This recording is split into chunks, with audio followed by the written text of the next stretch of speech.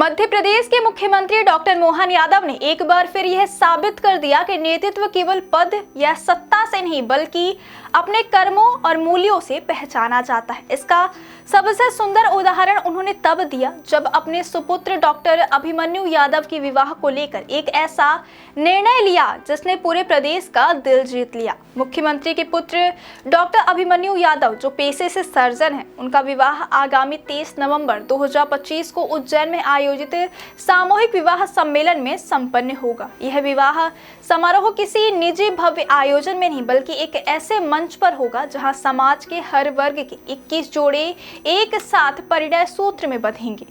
इस सम्मेलन में सभी 21 दूल्हे एक साथ बारात लेकर विवाह स्थल पर पहुंचेंगे और इसी कतार में मुख्यमंत्री के पुत्र भी एक सामान्य दूल्हे की तरह शामिल होंगे। इस सामूहिक विवाह में डॉक्टर अभिमन्यु की वधू डॉक्टर इशिता यादव निवासी ग्राम सिलदा, तहसील बिकानगांव, जिला खरगोन अपने माता पिता श्री दिनेश यादव और श्रीमती सीमा यादव के साथ समारोह में उपस्थित होंगी।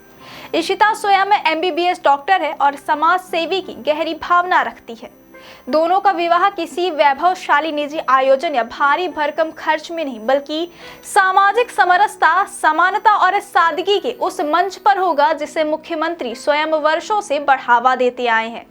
डॉक्टर मोहन यादव का यह निर्णय न केवल एक व्यक्तिगत पसंद है बल्कि एक सामाजिक संदेश भी है। ऐसे समय में जब शादी, विवाह, प्रदर्शन, भव्यता और करोड़ों के खर्च का प्रतीक बनते जा रहे हैं, तब मुख्यमंत्री ने अपने ही घर से फिजूल खर्ची के खिलाफ एक नई परंपरा की शुरुआत की। उन्होंने स्पष्ट संदेश दिया कि यदि समाज में सादगी लानी है और ऊंच नीच की दीवारें तोड़नी है और समानता का भाव बढ़ाना है तो पहल स्वयं करनी होगी। इस निर्णय ने यह भी सिद्ध किया कि मुख्यमंत्री वही जीवन जीते हैं जिसकी वे जनता से उम्मीद करते हैं। इस कहानी को और अधिक प्रेरक बनाता है डॉक्टर अभिमन्यु यादव का स्वभाव और जीवन शैली। भोपाल में चिकित्सा शिक्षा के दिनों में उन्होंने मुख्यमंत्री निवास में रहने के बजाय एक साधारण विद्यार्थी की तरह कॉलेज हॉस्टल में रहना पसंद किया। किसी विशेष सुविधा का उपयोग न करना, सामान्य विद्यार्थियों जैसे माहौल में रहकर अपनी पढ़ाई पर फोकस करना, यह दर्शाता है कि उनमें भी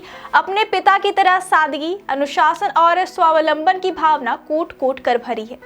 यह गुण कोई दिखावा नहीं बल्कि परिवार की परंपरा और संस्कारों का परिणाम है। उज्जैन में होने वाला यह सामूहिक विवाह सम्मेलन एकता और समरसता का प्रतीक होने जा रहा है। इसमें सभी जाति, धर्म, समुदाय और वर्ग के लोग शामिल होंगे। यहाँ किसी प्रकार का भेदभाव नहीं होगा, ना कोई विशेष व्यवस्था, ना किसी के लिए अलग मंच, ना किसी के लिए अलग सुविधा।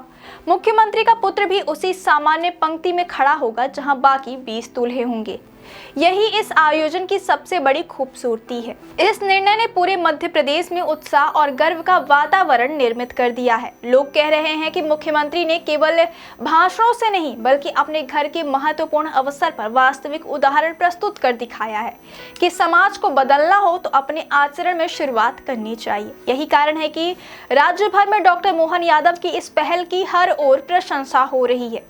सोशल मीडिया से लेकर गांव-गांव तक सभी वर्ग के लोग इस ऐतिहासिक निर्णय को लेकर गर्व महसूस कर रहे हैं और मुख्यमंत्री को सलाम कर रहे हैं। इस सामूहिक विवाह का संदेश अत्यंत गहरा है। यह केवल एक विवाह समारोह नहीं बल्कि समाज में सादगी, समरसता, भाईचारा और समानता के रास्ते पर चलने का प्रतीक है। यह महज एक कार्यक्रम नहीं बल्कि आने वाली पीढ़ियों के लिए एक प्रेरणा है कि जीवन की खुशियां वैभव और दिखावे से बड़ी नहीं बल्कि मूल्यों और संस्कारों से बड़ी होती है।